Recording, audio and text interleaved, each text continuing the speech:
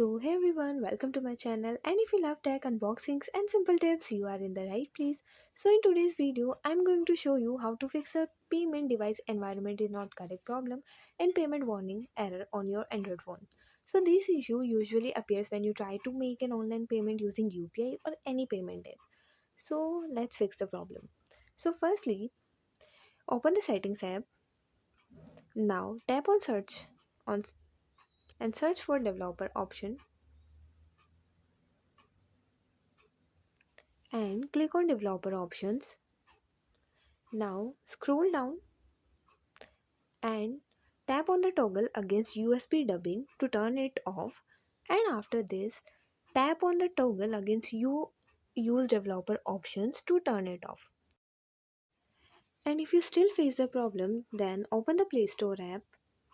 Now at the bottom tap on the search icon and search for Paytm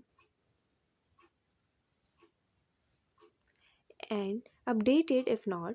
And after this go back to the home page.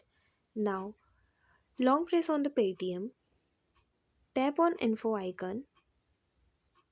Now click on storage and cache and tap on clear cache, and yeah, that's it.